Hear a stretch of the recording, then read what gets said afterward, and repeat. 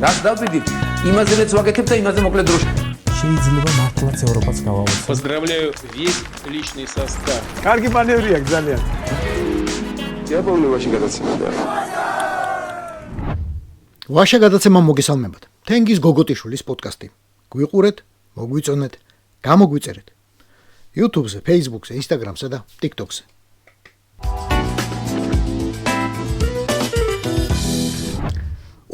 თებერვალმა ჩაიარა. საქართველოს ოკუპაციის დღევანდელი კალენდრით. ბატონი ბორისის კალენდრით გასაბჭოების დღე. წითელი მიხაკები რომ უნდა მიიტანოს ლენინისა და სერგო ორჯონიკიძის ძეგლებთან. ეგ ძეგლები ახლა თბილისში კი აღარ დგას, მაგრამ კაცი რო აღნიშნავს მიეჩვევა, იმას დღესასწაულს როგორ გადააჩვევა. შულავერის დღევანდელი კომიტეტიც აუცილებლად იზეიმებს შულავერის საუკუნესწიანდელი კომიტეტის წარმატებასა და დასავლური სტილის ლიბერალების განდევნას ჯერ ხელისუფლებიდან, შემდეგ კი საქართველოდანაც. იმპერიალიზმის ჰიდრა განადგურებულია. მაგრამ ჰიდრა ის ჰიდრა ახალი თავები რომ არ ამოეზარდოს მოჭრილის ადგილას. ერთ საუკუნეში ამასაც ამოეზარდა. ამათაც ისწავლეს ინგლისური, ამათაც მოინდომეს ადამიანის უფლებებისა და რაღაც დემოკრატიის დაცვა. ამათაც მოინდომებს მეგობრობა დასავლეთთან და ისევ გასანადგურებლები გახდნენ. ისევ რუსის ხელით. ისევ რუსი ქართველების ხელით. არაფერია ახალი მიზის ქვეშეთში, ჩემო ბორია. ოღონდ რა მინდოდა ახლა შემეხსენებინა. მე თქვა. აი დილით ხომ პუტინისთვის არ დაგვიწყებია მისაოცი ტელეგრამის გაგზავნა послучаю 105-летия освобождения Грузии от меньшевистской заразы. სხვა საქმეები რატომ გამოგჭა? 25 თებერვალი იყო საუკეთესო დღე რომ შენი შულავერის კომიტეტის წევრები რომელთაც დროებით შემოსწყერი ციხიდან გამოგეშვა. მე მგონი ეყოფათ მაგათ. ფაკიმას, ლილუაშვილს, ბურჭულაძეს, მიქაუტაძეს, რა ვიღაცებს კიდევ.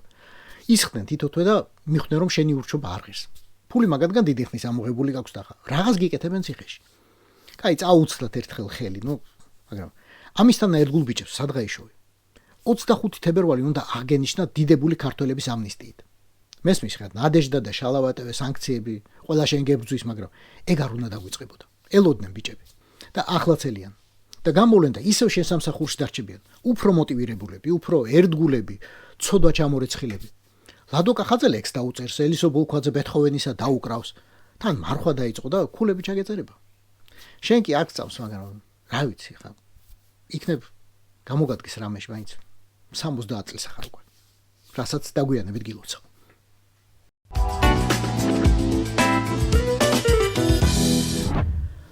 ორ ამბავს მოგიყვებით. ორი საუკუნის. თუმცა მიხვდებით რომ სინამდვილეში ერთი ამბავია. ჟორდანიას უგუნური პოლიტიკის წყალობით ამდენი ჯანსაღი ჭაბუკი გაიჟლიტა.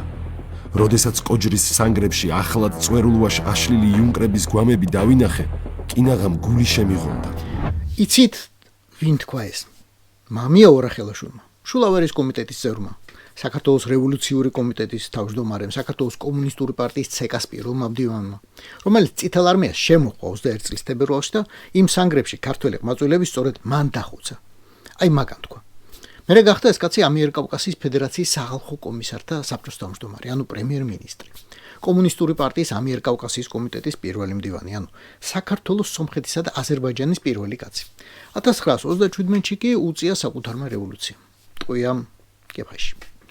და გადმოვდივართ მეორე ამბავზე, მეორე საუკუნეში, 2026 წლის თებერვალში.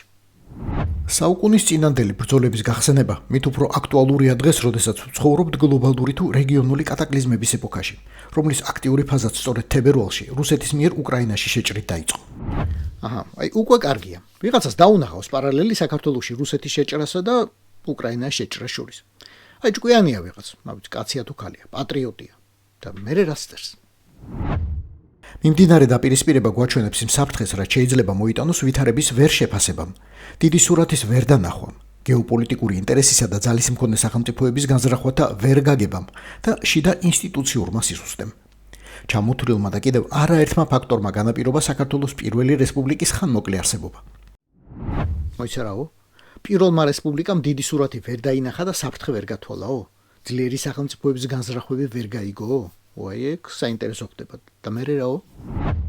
სწორედ ამიტომ ჩვენ გვჭირდება სახელმწიფოებრივი სიმტკიცე, კეთილგონიერება და ძალა პოლიტიკური გზებით საფრთხეების გასამკლავებლად. რათა ვიყოლიოთ ცოცხალი უნკრები და ცოცხალი გმირები, რათა არ დადუმდნენ სიტყვები და მათ ნაცვლად არ ალაპარაკდნენ ქვემეხები. საკმარისია გეტყვით ვინ წერს ამას. შალვა პაპუაშვილი, საქართველოს პარლამენტის სპიკერად რომ აწერს ხელს, აი ის კაცი. ოღონდ ეს უდიდესი პატრიოტი, ჩვენი დროის ერთ-ერთი მაღალი შუბლი და ნათელი გონება. რატომ ამბობს იმავეს, რასაც საუკუნის წინ საქართველოს გამოცხადებული მტერი ამბობდა. არანაირი პლაგიატი, არანაირი გადაწერა გადმოწერა. საერთოდ გამოურიცხავ, რომ შალვა პაპუაშვილს რამე ჰქონდეს წაკითხული და მით უფრო საუკუნის წინანდელი მემუარული ლიტერატურა. მაგას გამოურიცხავ. და აბა როგორ ხდება ერთსა და იმავეს რომ ამბობენ. უბრალოდ ერთნაირად აზროვნებენ, ერთი რუსით არიან ნაკეთებნი, პირდაპირ თუ გინდათ.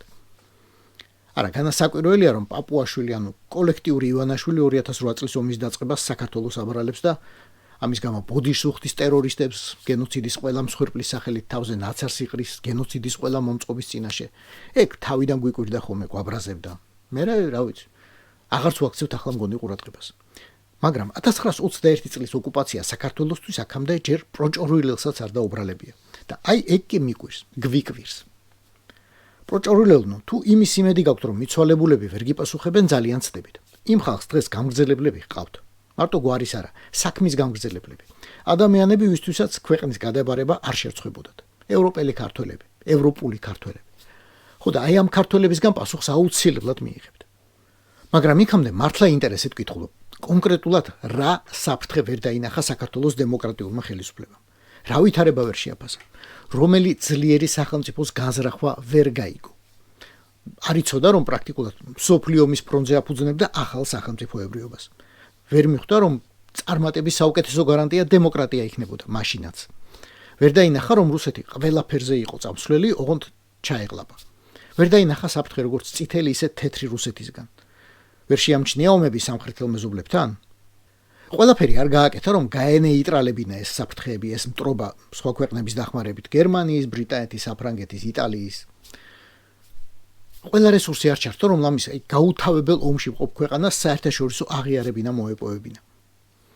არ ვიცი, პაპუაშვილს ის ბრძენი კაცი ავალებს თუ არა, რომ სხვებისგან გამორჩეული ხეობები წეროს და ილაპარაკოს, მაგრამ მე მაინც მგონია, რომ ბრძანებას კი არ ასრულებს, აი გულით იზელს იმ რუსულ მწერს, რომელშიც თავს ასე ლაღად გრძნობს. ისიცა და სხვა პროჭორვილელებიც. ახლა რომ წაგიკითხეთ, ეგ ჯერ კიდევ მონელებული არ ქონდა ხალხს ამ უშუბლო უსამშობლომ საერთოდ ახალი რამ მოზილა. სოციალ-დემოკრატიული პარტიის შიდა დაპირისპირებაში ბოლშევიკებმა დაამარცხეს მენშევიკები და საქართველო 70 წლით ახალი იდეოლოგიისა და წითელი იმპერიის ტყვეობაში აღმოჩნდა. ამ 70 წლის მანძილზე საქართველოში შეიქმნა ინდუსტრია, წარმოება, განვითარდა ეკონომიკა, გაძლიერდა განათლება, ახალ სიმაღლეზე ავიდა ხელოვნება, კულტურა, მემკვიდრეობაზე ზრუნვა. საბჭოთა წიაღშივე აღორძინდა ქართული ნაციონალიზმი და ეროვნული თვითშეგნებაც, რომლის ფესვებიც ღრმად იყო გადგმული წინა საუკუნეებში. ჩვენ გვყავდა მეცნიერთა, ინტელიგენტთა, ხელოვანთა და კულტურის მოღვაწეთა არაერთი დიდებული პლიადა. კითხულობ ამას და ფიქრობ, რომელ წელს შეიძლებოდა დაწერილიყო ეს ტექსტი. საქართველოში რომ წელს შეიძლებოდა ეს დაწერილიყო. აი ირაკლი კობახიძე გამიხმეს თუ რამე მსგავსი იპოვნოთ 1999 წლის 9 აპრილის შემდეგ. ცეკას პლენუმებზეც კი. აი მაშინ უკვე კომუნისტი ფუნქციონერებიც არ ლაპარაკობდნენ ამას. და არა იმიტომ რომ სირცხვილი იყო. უბრალოდ ამდენი შეზელვა აღარ იყო საჭირო. ყველა ხვდებოდა საითაც მიდიოდა საქმე. და მაშინ 2026 წელს რატომ გახდა ეს შესაძლებელი? მით უფრო აუცილებელი. თავს რომ დამოუკიდებელი ქვეყნის პარლამენტის თავმჯდომარე წარადგენ. რატომ აზროვნებ და მეტყოლებ როგორც რაიკომის მდივანი ვინმე რამინა ბერაძე ან ცეკას ინსტრუქტორი გიორგი ვოლსკი 1979 წელს. ან საქართველოს კომკავშირის პირველი მდივანი როინ მეტრეველი 1979 წელს. და ეგ როინ მეტრეველიც კი 2026 წელს მგონი ვერ იტყოდა, რომ 1921 წელს ბოლშევიკებსა და მენშევიკებს პარტიული დაპირისპირება ჰქონდა ტაბახმელასთან და ბზიფთან მხოლოდ. რატომღაც მგონია, რომ დღეს ეგეც კი აღიარებდა ომი იყო და დამოუკიდებელი საქართველოს ოკუპაციაო. და ნებისმიერ მეტნაკლებად სინდისიერ ისტორიკოს, ან უბრალოდ ცალძარღვიან ადამიანს მოერიდებოდა ლაპარაკი მეცნიერთა, ინტელიგენტთა, ხელოვანთა, კულტურის მოღვაწეთა არაერთ დიდებულ პლიადაზე, რომელიც თურმე ოკუპაციას მოუწია ჩვენთვის. მოერიდებოდა, იმიტომ რომ აი მაგ მეცნიერთა, ინტელიგენტთა, ხელოვანთა და კულტურის მოღვაწეთა დიდი ნაწილის არც საფლავი ვიცით, არც დახურეთის დღე. ბობოლა პროჭორვილელებში სინდისიერთა შესახებ ვერაფერს გეტყვით ახლა. რაც არ არის, ახლა საიდან მოვიტანო მე. დიპლომირებული ისტორიკოსი კი მხოლოდ კალაძე მეგულება. აი მაგას დაზუსტებით ეცოდინება და დეტალურად ექნება შესწავლილი რამდენი ბოლშევიკური, ანუ რუსეთში დაგეგმილი და რუსების მართული აჯანყება გადაიტანა საქართველოს ამ წელიწადში. გინ თბილისში, გინ რეგიონებში. რამდენი ინტერვენცია მოიგერია და ბოლოს ვის ებრძოდა თბილისის, სოხუმისა და სურამის მისადგომებთან ეს რესპუბლიკა. ეგ ყველაფერი რომ იცი და მაინც ამტკიცებთ პირველი რესპუბლიკის მთავრობამ ვერ ივარგა შიდა პარტიულ ბრძოლას გადააყოლა ქვეყანა ომი და საჯიშე ბიჭების დაღუპვა ვერ აეცილა თავიდანო აი მაგიტომ ხარ ზუსტად რუსები საჯიშე რუსები ქართული ოცნების მიერ კონტროლირებული არხები არ არიან და მერე ფელადი რომ ყავთ იმის სამკუთხედი თავის რომელიმე კუთხეში აუცილებლად ინახება ახლა ინფორმაცია ასეთი შემთხვევებისთვის მენცარული ცოდნა რა იწვევს წამოწდენას და როგორ უნდა დაკარგოს ხელისუფლება წოდებულმა ორგანიზმმა სრულად დაკარგოს თავკონტროლი რომ აღიაროს ნადეჟდა და შალავატევე ჩვენი ტელევიზიებიო ჩვენიო ხოცებისო პროჭორილელებისო და რა მერეო ეს ის რეიტინგია პროჭორილელებს რომ ძალიან არ უყვართ იმიტომ რომ მოჩვენებითი სტატისტიკით აქ ვერ აყალბებენ და თან ვერც ავტორიტეტს უწუნებენ სოფლიოში თუ კი სადმე და ვინმე არის საერთაშორისო ჟურნალისტური ორგანიზაცია თუ კი ვინმე რამე სტატისტიკას აწარმოებს და თulis ყველა გადაჭრით ამბობს რომ საქართველოში 2025 წელს ისევე როგორც 2024-ში ისევე როგორც 2023-ში მეტიის თავისუფლების ხარისხი გაუარესდა ამჟამად 180 ქვეყნიდან 114 ადგილზე ვართ მხოლოდ 2 წელიწადში 37 ადგილი დავკარგეთ ანუ სიის მეხუთედს ჩაუქროლეთ ქორებივით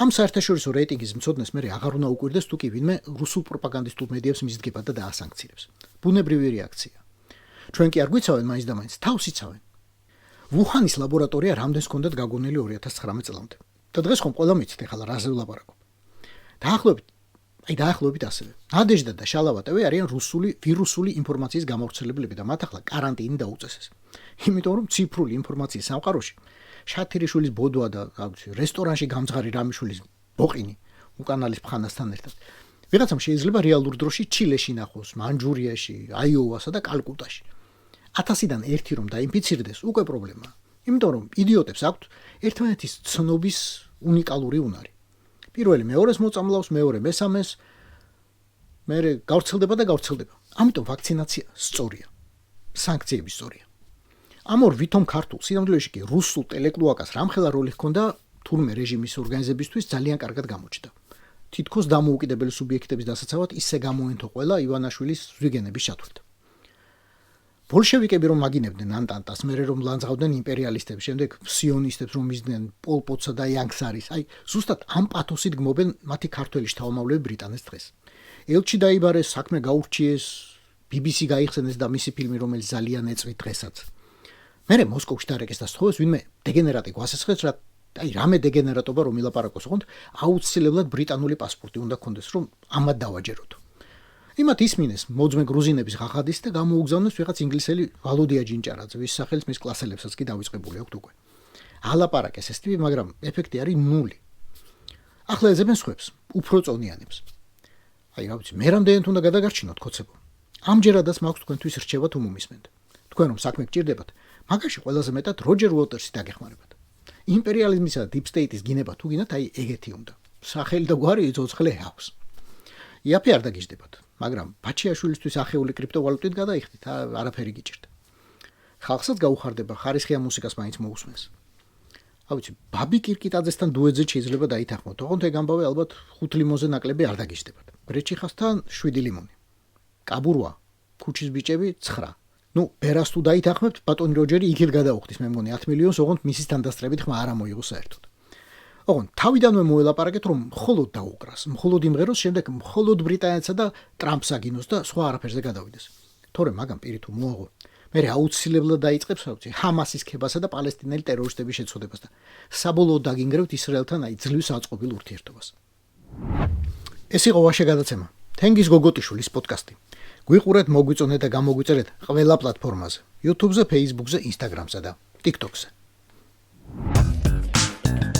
რაც დავიდით იმაზე მეც ვაგეთებ და იმაზე მოკლედ დროში შეიძლება მართლაც ევროპაც გავაუწყოთ Поздравляю весь личный состав. კარგი მანევრია ძალიან Я помню очень гадаться.